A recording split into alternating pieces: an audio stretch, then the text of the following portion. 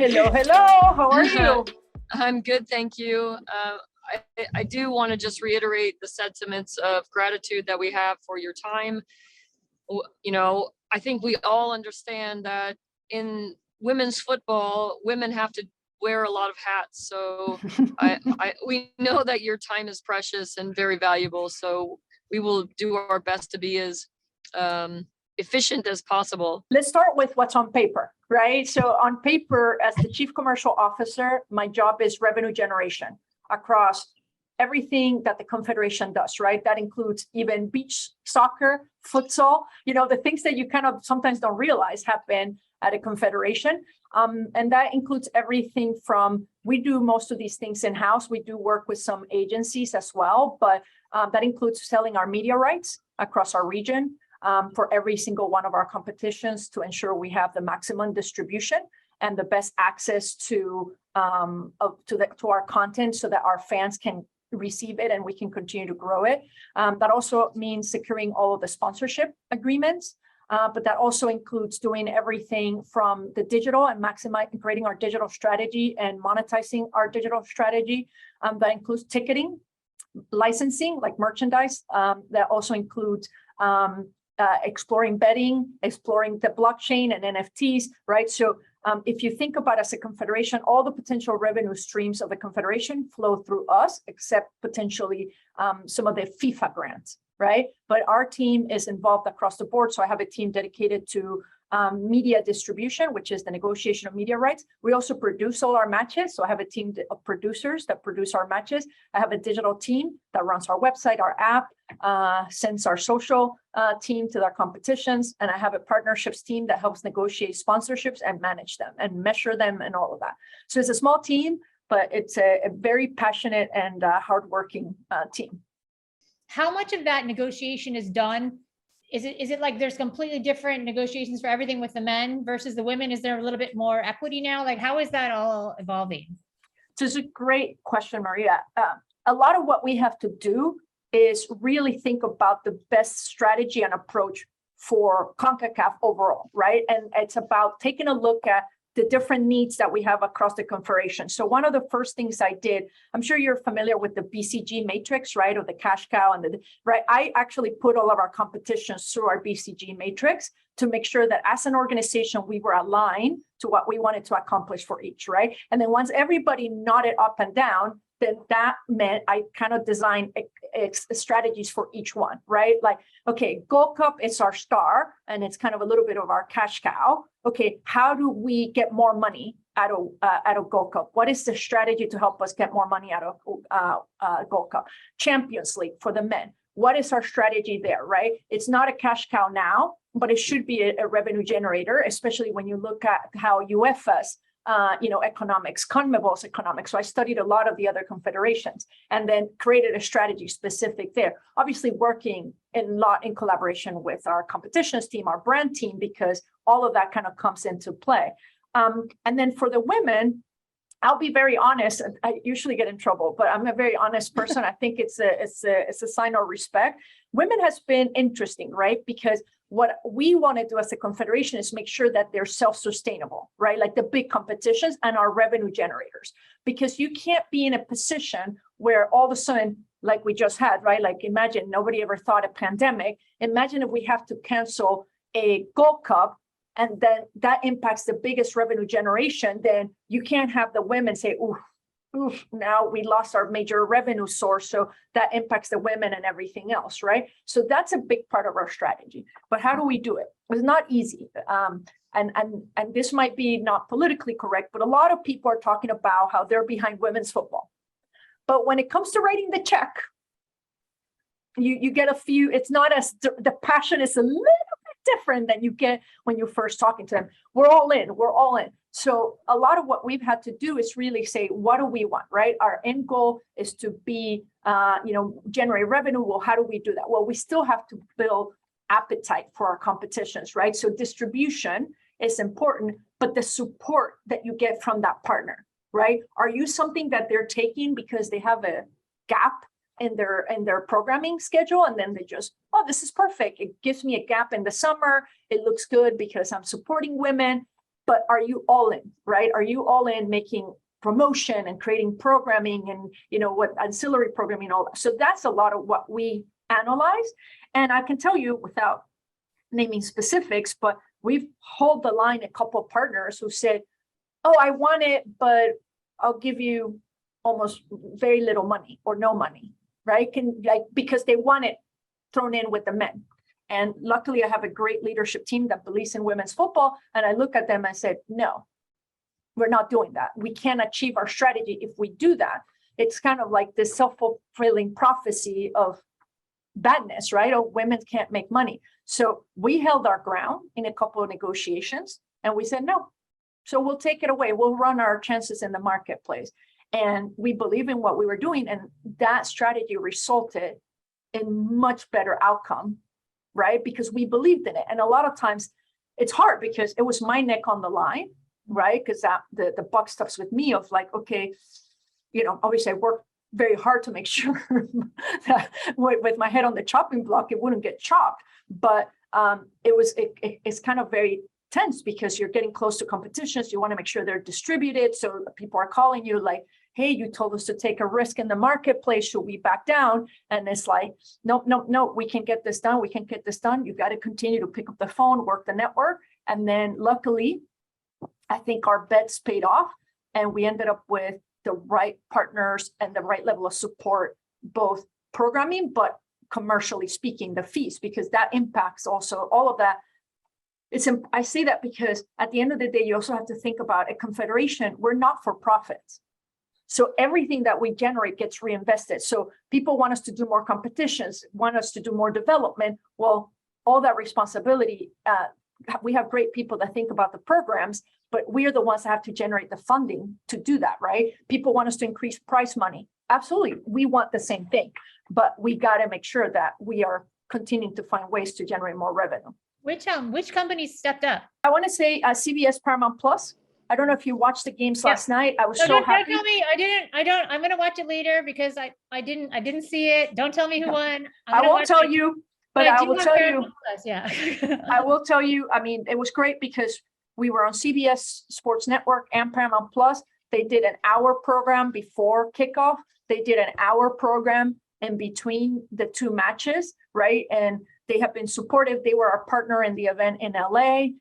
So, a lot of people talk the talk, right? Talking the talk is very easy. So far, they really have stepped up and walked the walk as well. So this was part of, again, the strategy of what do we need to do to grow women's football, right? Okay. And then in order to do that, the biggest challenge that you have in developing a strategy for anybody is you have to accept your reality.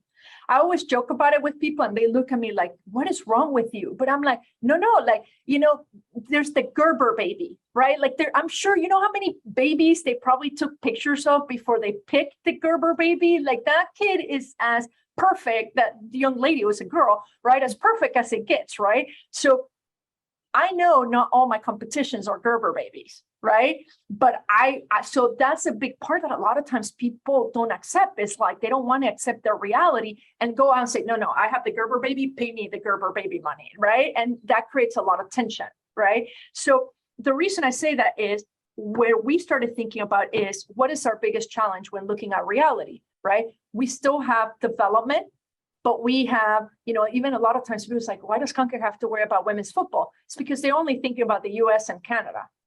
But by the way, even in the US and Canada, I have underrepresented communities that are not getting access to the sport, right? Mm-hmm. You see now more diversity in US soccer than before, right? And I'm sure Brandi can attest to this as a member of that organization.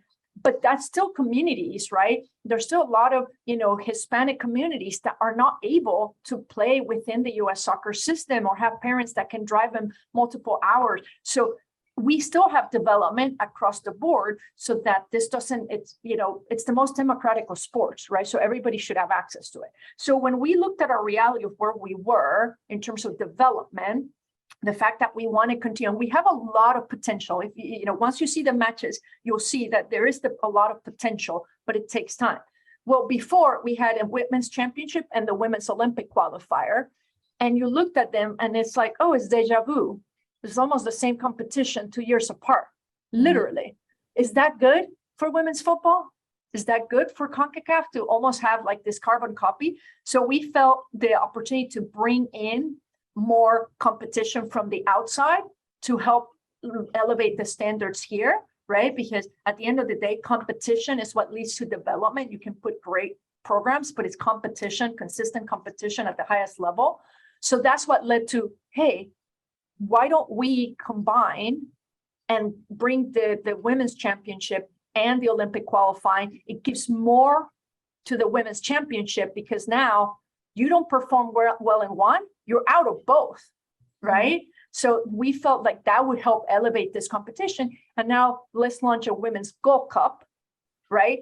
We got a lot of criticism saying, why Gold Cup? You're following the men. But for us, it was a strategic move to say, no, we're going to call it Gold Cup so we can hold ourselves to the same standard as the men, right? Because now the media and everybody's going to be like, oh, it's a Gold Cup. They're going to compare it to the men. So we purposely did that and put that kind of bullseye on us.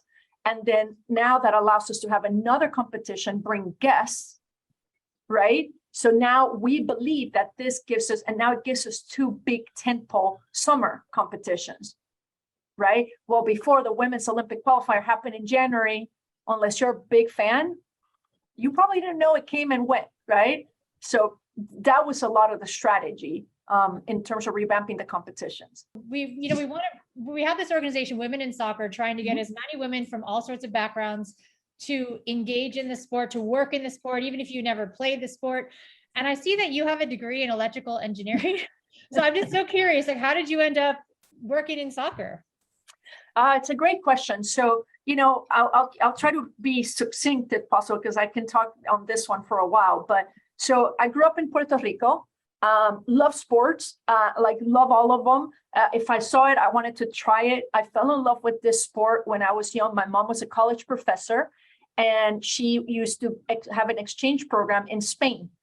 One of the summers that it was her turn to go to Spain was the World Cup in Mexico in '86.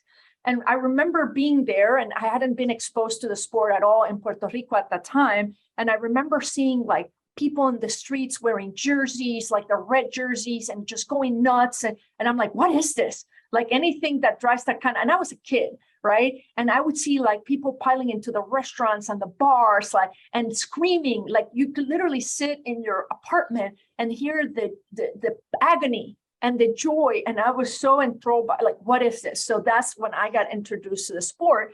So I started following, loving it. But typically as a young Hispanic girl growing up in Puerto Rico, right, you kind of are lean into certain career paths, right? Like working in sports is not a concept that's really was introduced at the time when I was a kid. And, I was good in science and math, and it's like, it puts you, and I come from a long list of male engineers. I'm the first female engineer, but, and I did it. I never loved it.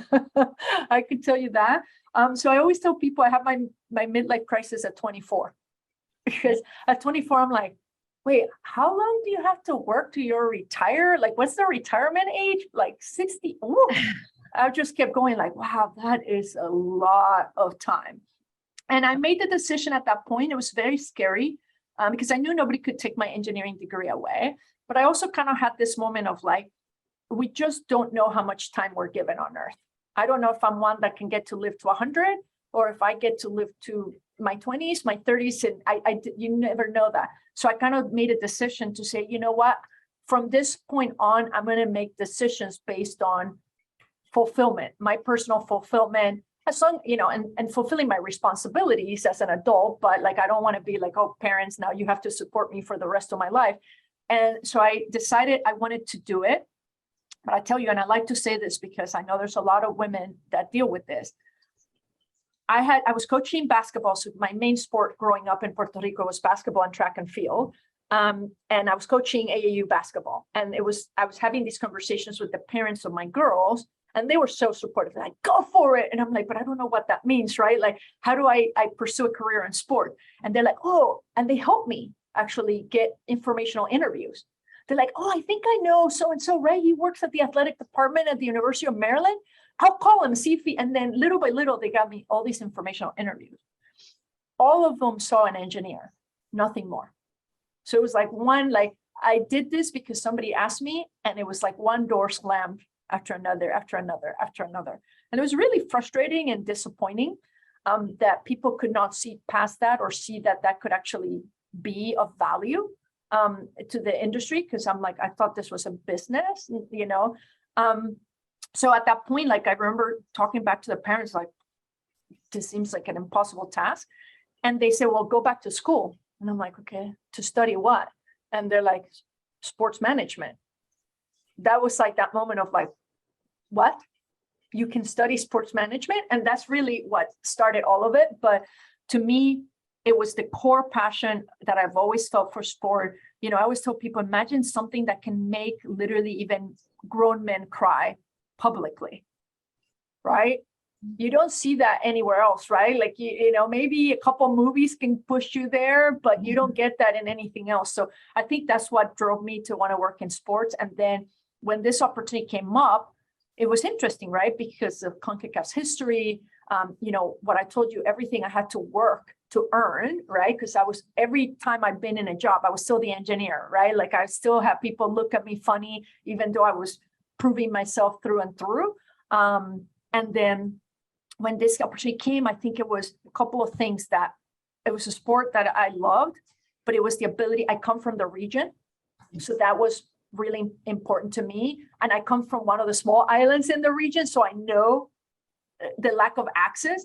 And then also when I saw what they wanted to do with women's football, that's kind of was like, okay, I'm all in. And actually when I said I'm all in was when the goals were ambitious, but we're not insane, because you also don't want to come into an organization that you're like, wait, you want to achieve that over, right? Like, so those kind of four things combined to me being here.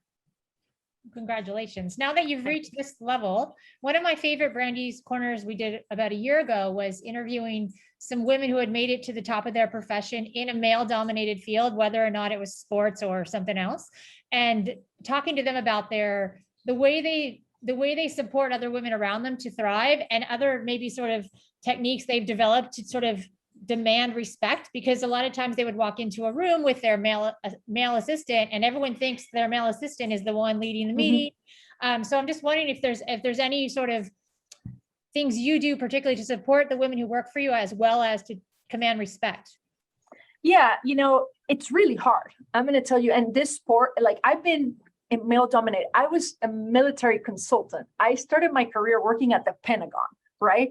And I would say this world has been even a little bit more shocking than that world in terms of that. Like the first time, you know, prior to joining here, I was at Wasserman, where we had really been working very hard. We had a lot of great female leadership, a lot of diversity and inclusion. So coming here to this world, especially when I went to my first like FIFA event, was a little bit of, oh, there's, ooh, okay, you know, and you start seeing it, right? I don't know, to be honest. I know at the Confederation level, I think I'm the only female Chief Commercial Officer, Revenue Officer. I'm pretty sure of that.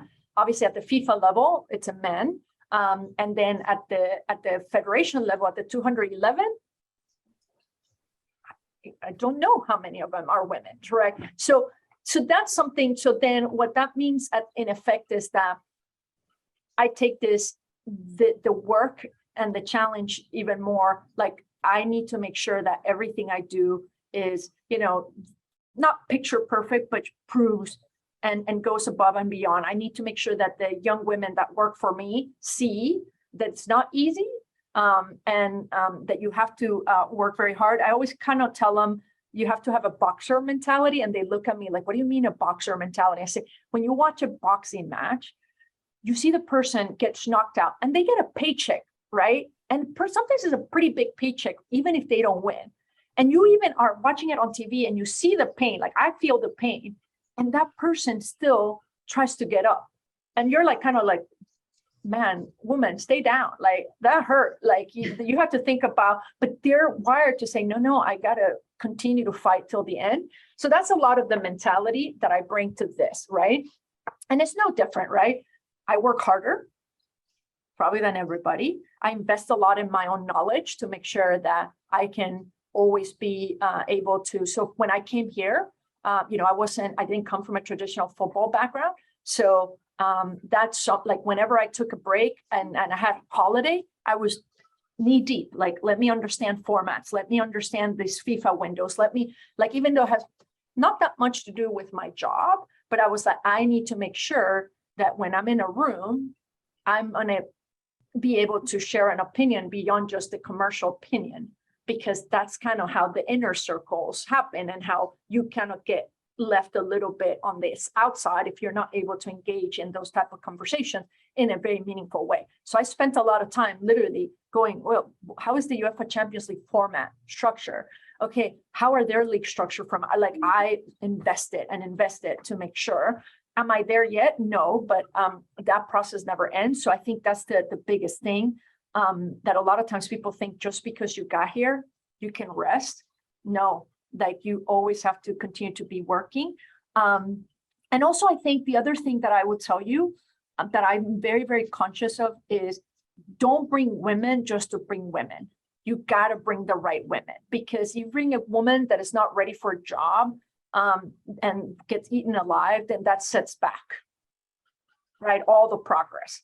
So I'm very, very careful about, I bring a lot of women to a team, but I'm very careful, like this is top level women that, like I'm sitting here and I'm getting messages of like how awesome my team is, right?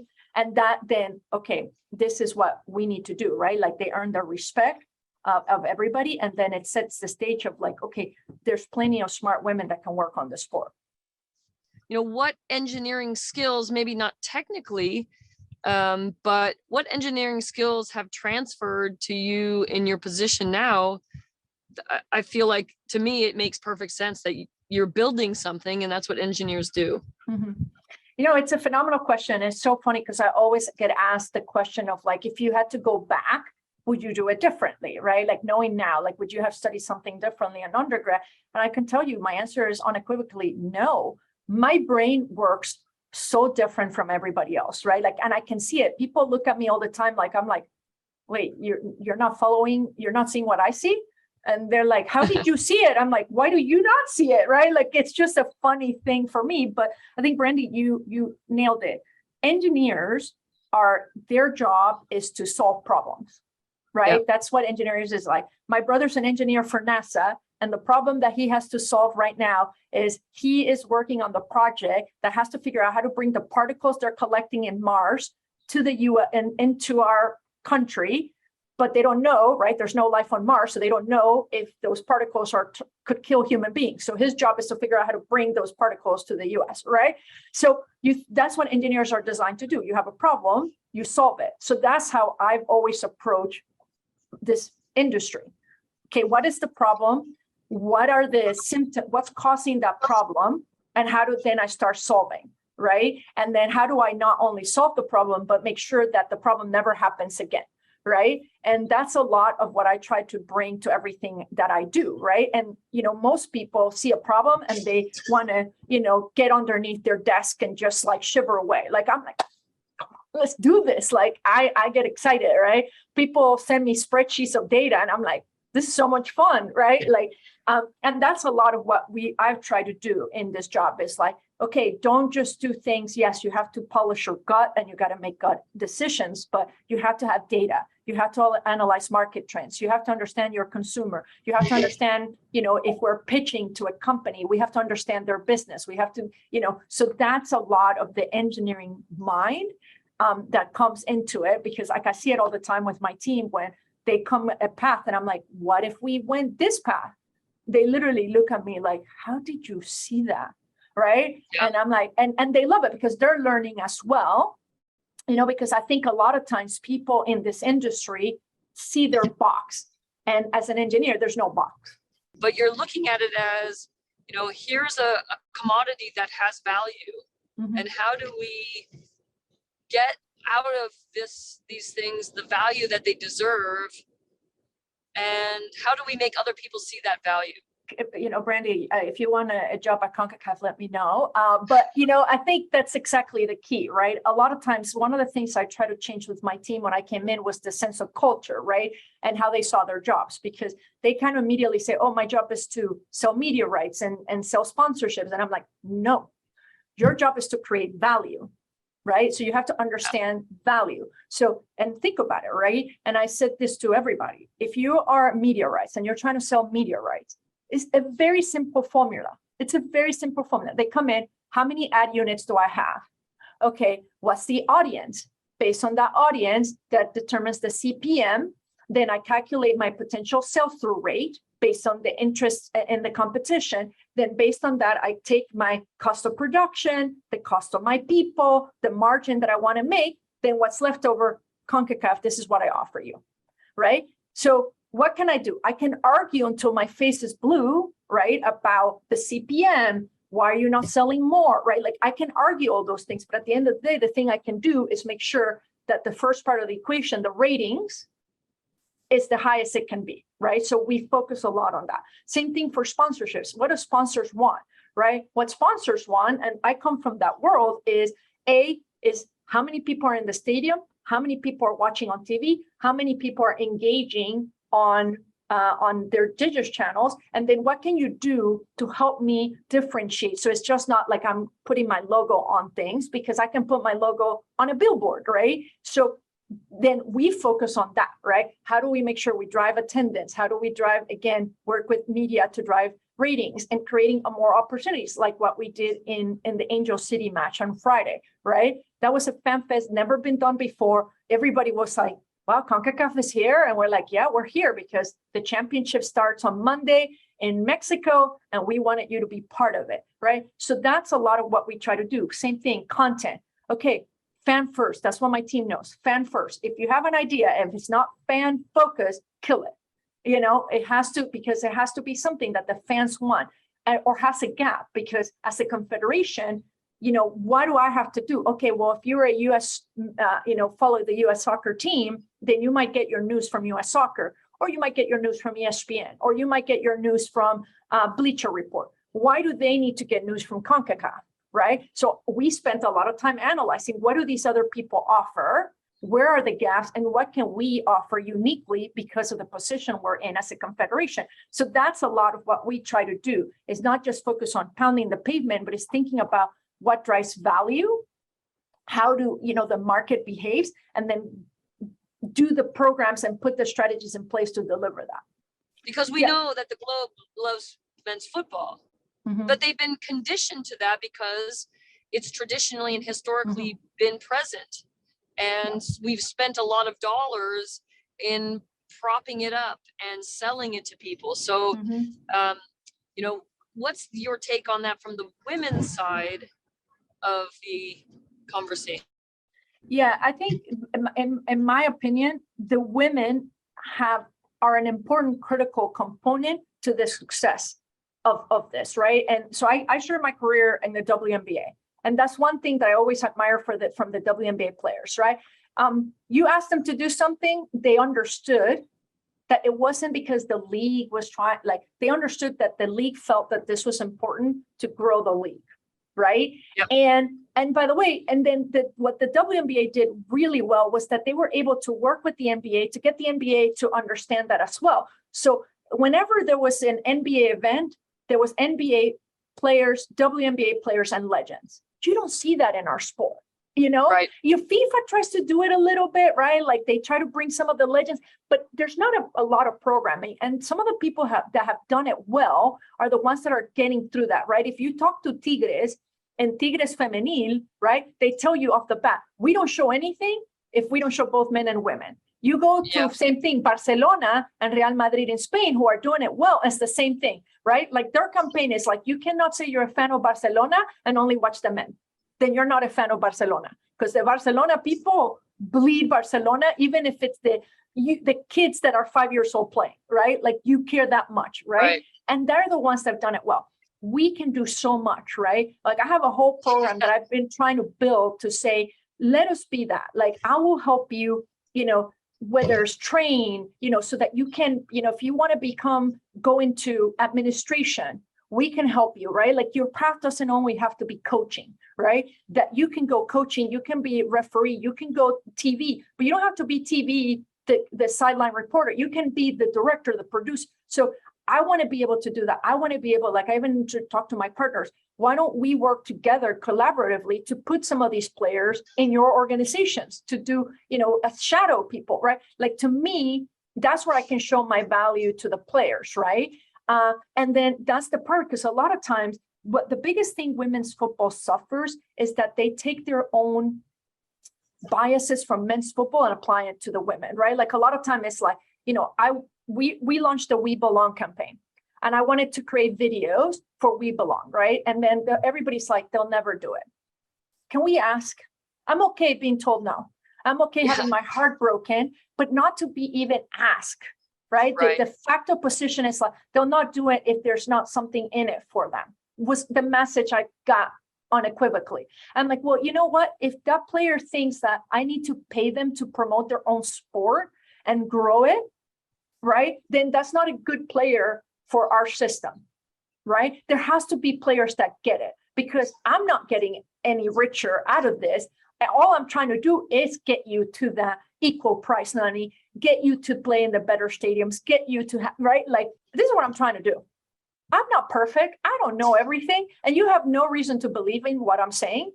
But if there's somebody here crazy enough that wants to contribute, let me know.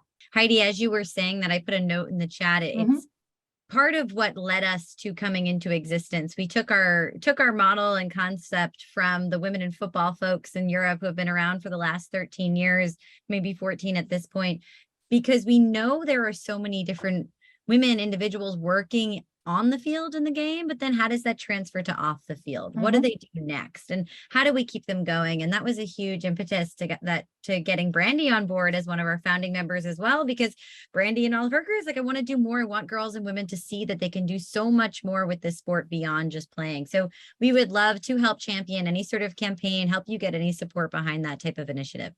Yeah, no, I will tell you this. I'm a firm believer. People, I'm pretty sure a lot of people around me think I'm crazy. I'm absolutely, and I'm okay with that. I am absolutely okay with that. I will, as long as I have breath and strength in me, I will continue on this fight. The team looks at me like, I don't know how you do it, right? Like I was even with Karina LeBlanc on Friday, and I said, can I show you the program? Because I just need you for 1 second for you to tell me, as a former player, somebody that worked here, are you proud? Because you have no idea what we have been through to put this together. Right. And we talked about it. And I told my team, I said, be prepared for others to take credit. And that's okay.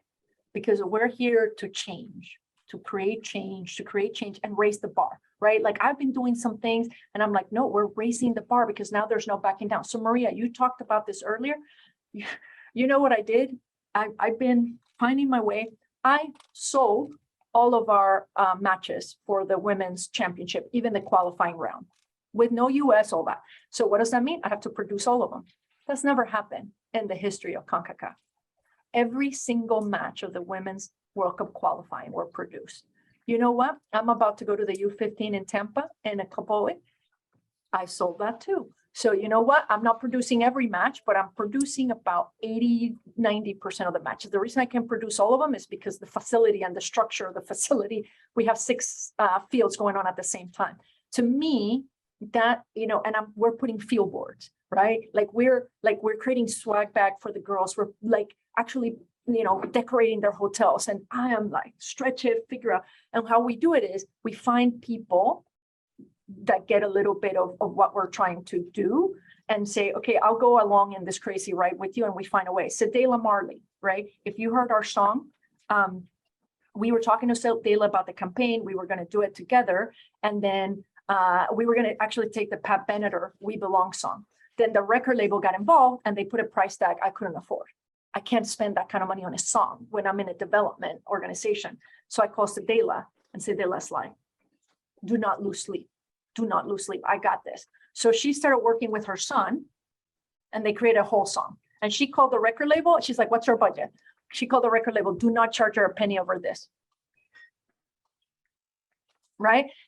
That's how it works, right? That's where women's football, and that's why I'm so grateful I come from an agency before I came here, because in agency mode, you're scrappy, right? Like I had clients that like had smaller budgets and they wanted to appear like they had the big budget. So we were always like, how can I make this happen? And that's kind of the attitude that myself and the team take here. And I would love to sit down and actually show you the program. I would love to actually tell you and walk you and give you the opportunity to say, what did we miss? Right? What could we add? What could we have done differently? You know, we have Ariana Crisconi with us, who actually flew her in from Paris, from France, to like help us with content. And the first day, the team is like, she's worth every penny, because she speaks multiple languages. And now she's sitting there bringing that athlete perspective. Don't ask the question that way. You'll never get that. Hey, this player position. So all of a sudden the content is going to be that much work. So that's kind of how we're doing it, right? Like kind of going like, okay, how do we, we can do that. If you see the video, that was my team. They're like, you're our boss. You have crazy ideas. You want to change the world? We'll change it with you, right? So you look at that. I'm like, when you look at our budgets, I'm like it looks like, you know, even my mom was like, wow, like how much did you spend on that? I'm like, right? Like, you know, so that's kind of, and we have so many ideas, and the key for us is to find the right partners to help us think through and develop them so that then we can have success from an execution perspective. And then my favorite, if you haven't seen it in our social channels, so we also have a kid reporter program. And those are the best, because the kids, they all love the sport and they all want to play. So their questions are the best, right? And the players love it, right? Because they're like, wow, these are really good questions. I'm like, I told you. Like, so we're doing a lot, and hopefully coming out of this, we'll have a great storyline to then be able to set up the W Gold Cup for commercial success, right? Like this one is investment, try to break even so that we can have the case study to prove to everybody going into the W Gold Cup. You mentioned the app. What is the CONCACAF app? Is it specific to the tournament, or is it something that you just have all year round? It's year round. So that's one of the things at the beginning, we only had it for Gold Cup, and then it's like, oh, if you want, we can update it for Champions League. I'm like, no. And then we had a separate app for OTT, and I'm like, that makes no sense. So yeah, it's just the one app. It's CONCACAF. And then on that one, depending on you get a lot of content. You can sign up for the teams you want to follow, the competitions. And then depending on it's geo-targeted. So wherever, if we have a match that's not broadcast, then you can get access to the match through CONCACAF Go. Oh. And then if you watch, we launched our first predictor game. So that's a new one that we did for women's football. We launched our predictor game. And we're actually also working a lot. I think they were working out some kinks on some kind of stats and how we're representing the stats on our site. Yeah, no, it's interesting that you say that, because, you know, we can definitely talk about it. When we met with the FIFA team that did FIFA Plus, it was funny because they said one of the things we never thought about when we were creating FIFA Plus was the potential opportunity to discover talent. Because now, if you're a scout, you can sit there literally and be watching games from Indonesia, from Nigeria, from all of this, right? So that's why it's so important to produce the matches, right? That's why I always keep telling my team, that's why we have to produce the matches, because you want to make sure that these players are seen. And maybe it's not just about being able to go to a World Cup or an Olympics, but I want some of these girls to potentially get identified and go get a college scholarship, because that's going to change that girl's life forever. But specific to the comment that you made, one of the things that we did with the events that we did in Mexico right now is you have to, again, going back to my engineering brain, it's like, what it takes for a girl to play the sport, right? And I remember distinctly when I was 15, I was playing like 4 different sports, and my mom said, I can't do this anymore. Like, she's a single mom, and she's like, I can't do this. So I need you to pick one, right? I'm not going to interfere which one, but I need you to pick one, because I can't drive you everywhere. You don't have a driver's license. Your brother is in college. So I can't do this all by myself, right? So we spend a lot of time thinking about that. What are those roadblocks to participation? A lot of times it's that support you get at home. So in this events that we're doing in Monterrey, on the last day, when the girls are playing, we have a parents workshop. That's nice. right? Because that's what you have to start thinking about, right? And you can look at this, especially if when you talk about Northern California, right? The statistics show that Hispanic girls, as an example, of which you have plenty in Northern California, they start playing the sport, but they drop out. Why? Because like when they start turning 13, 14, now they have family responsibility, right? Now they're expected to help at home. Right. So then these things timing, right? Like thinking about when these programs run are really important because, there's things that you can do. Maybe you can work on the timing so that you can create multiple programs that can address the different needs of your community. Right. And a lot of that is, talking to the community and saying, if we were to do this, when could we put it together? Right. I'm making this up. Could we do it Sunday after church? Right? Where you all go to church and then after church, you can come out and then we have these, right? Because that's what you always have to think about is like, what are all the obstacles that stand in the way? Because the passion is there. So what happens? Life, reality sinks in, right? And mainly things that are probably out of the girls' control. Doing the kid interviews, Brandi, there's a couple of things that really struck me. Like, I'm like, I know this, but why am I like getting emotional? First of all, listening to the girl, most of them, like the girl from Panama, the girl from Costa Rica, the girl from Haiti, the girl from Trinidad and Tobago, all of them started playing with boys. Most of them were lucky that they have brothers and male cousins. Right. And that was a little bit of their entry point. So if that wasn't their dynamic, they wouldn't have that. Then one of the kids asked the girl from Trinidad and Tobago, like, when did you have your first ball? She said 14. Because her parents can't afford the ball. It was a coach that finally gave her a ball, right? So that's a lot of the things that I try to do with our team, saying, guys, that's the reality. I remember growing up, luckily my brother was the kind of brother he was. My parents, my dad in particular, buy him all these sports gear, and he wasn't really that big into like sports. So he would give it to me. He's like, when mom and dad aren't watching, here you go. Like, here's your new glove. Here's your new bat. Here's your new basketball. Right. So that happens in a lot of these communities. So whenever we do clinics, we're like, let's make sure the girls walk out of there with their own ball. But we take it another step. Don't only walk out with your own ball, write your name on it so that it's your ball. You play the game. So again, thank you so very much for your time. I really look forward to seeing you down in Mexico. And this is another wonderful life opportunity for me personally. So thank you for your investment in our region. All right. Together we will do more. Yeah. I can't wait.